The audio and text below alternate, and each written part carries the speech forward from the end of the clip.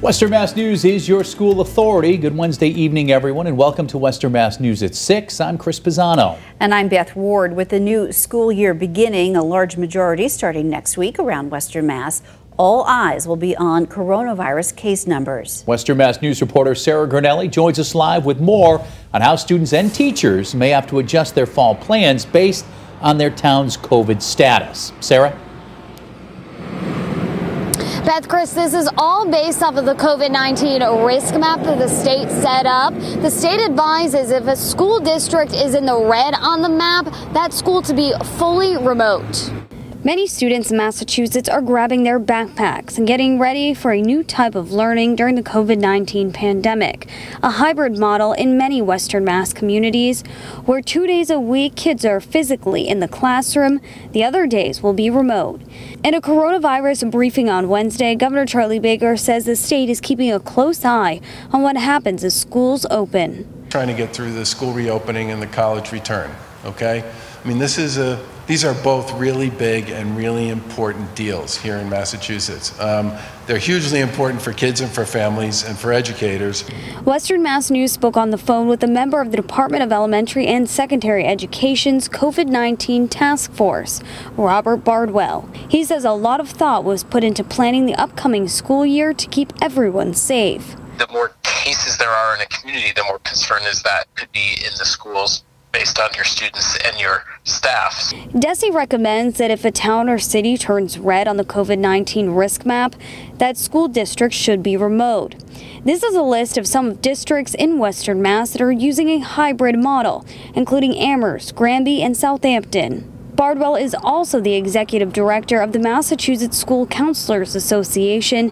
He says most students will learn to adjust if their hybrid model district is forced to go fully remote. This is a long-term impact just in the fact that they're not in a traditional school. And it might also make them more flexible or more capable of dealing with the challenges that life throws at you. So they've had to figure out, what do I do when my technology crashes? Or what do I do when, school's called off? Bardwell advises for parents to be flexible because the pandemic could always change things. Live in Chicopee, I'm Sarah Granelli for Western Mass News. Sarah, thanks for that live report. And Western Mass News is your school authority. We'll work to answer your questions and concerns about the upcoming school year. Call our newsroom at 413-846-0200 or email us schoolauthority@westernmassnews.com. Halloween candy and costumes are beginning to show up on store shelves. You probably noticed them, but how will COVID-19 impact plans for this year? Well, in California, Los Angeles County officials announced a ban on trick-or-treating yesterday, only to change their minds today, saying it's okay, but not recommended. Here in Western Mass, many cities and towns are coming up with their own policies and recommendations. Western Mass News reporter Leon Purvis is live for us in downtown Amherst with more. Leon? Chris, Beth, here in Amherst and other communities around Western Mass, people are starting to wonder whether Halloween will go forward as usual or not. COVID-19 has taken an aim at Halloween this year. The City of Springfield's Health and Human Services Director Helen Carlton-Harris tells Western Mass News the city is considering not allowing door-to-door trick-or-treating, trunk-or-treating either. I don't think going to be a wise thing for our residents because it's difficult to maintain proper social distancing on porches and at front doors. But Carlton-Harris says they do want kids and adults to enjoy themselves on Halloween. So the city is considering coming up with creative ways for residents to dress up and have fun. Drive-by events or contests where individuals dress up or decorate their vehicles, and drive-by perhaps judges that are physically distant. Over in Amherst, some college students weighed in on trick-or-treating. Maybe if you can do it socially distant somehow, and maybe if everyone wears masks and you follow social distancing rules, maybe it could be a possible idea, but I don't think that's a smart idea. But students we spoke with say they're expecting off-campus parties during Halloween weekend. I'm sure that there are going to be big ones because that's obviously a huge holiday, and if people are partying on regular weekends when there's not a holiday to celebrate, I can imagine it's going to be much worse.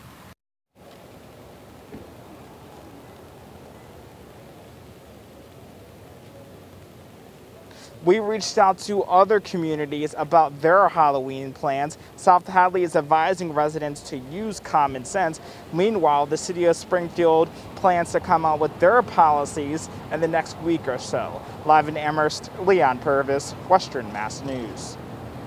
Leon, thank you. In campaign news, the Secretary of the Commonwealth, William Galvin, is reporting record turnout in the Bay State primary elections. Over 1.7 million ballots were cast last week, beating the last turnout record set in 1990, which was 1.5 million. Secretary Galvin tells Western Mass News he looks forward to seeing even more ballots cast in November. New at 6, Westfield State University is allowing students to opt out of sharing their standardized test scores during the admissions process. The university telling Western Mass News the policy goes into effect for fall 2020 applicants and applies to all academic majors, including nursing. It comes after the coronavirus pandemic forced the cancellation of many SAT and ACT exams in the spring. Well, the Patriots finally take the field on Sunday in Foxborough, but with no fans inside Gillette Stadium. In fact, Pat's home games through the month of September will be without fans. And now that rule applies to tailgating outside of the stadium in the parking lots. But at least the game will be played. Western Mass News reporter Kayla Burton joining us live from Foxborough, getting answers on how soon you might be able to cheer on the New England Patriots again in person. Kayla.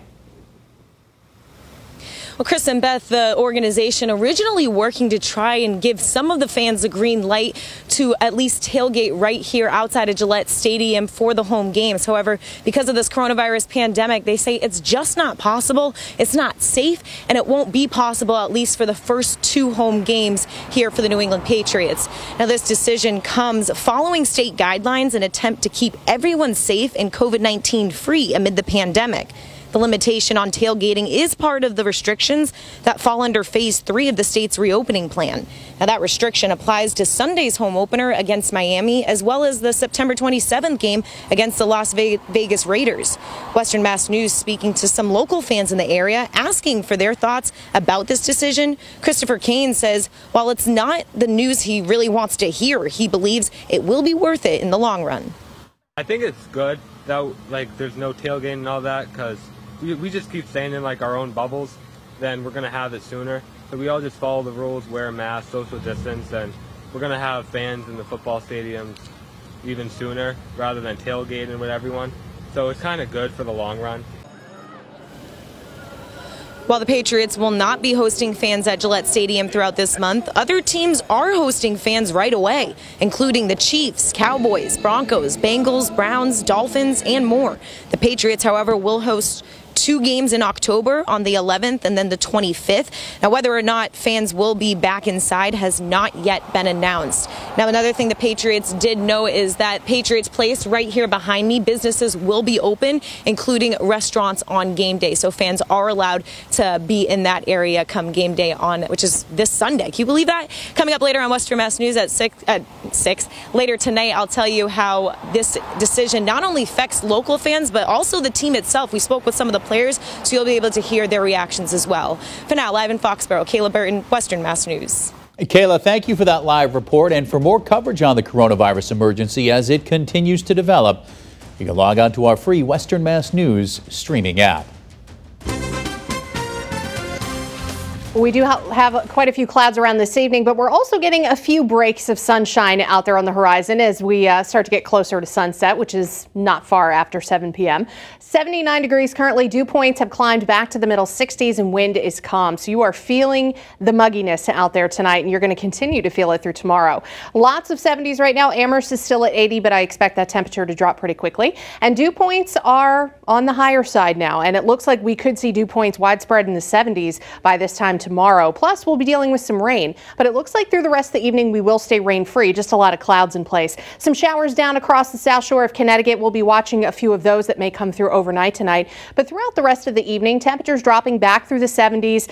We'll eventually hit middle to upper 60s, but that's about as cool as we get. We'll have an overcast sky with a chance for only a few showers in the early morning, and then as we progress into the afternoon, showers become more likely. Could even have a few rumbles of thunder. Highs will be in the upper 70s tomorrow, but we get a fall-like shot of air for the end of the week.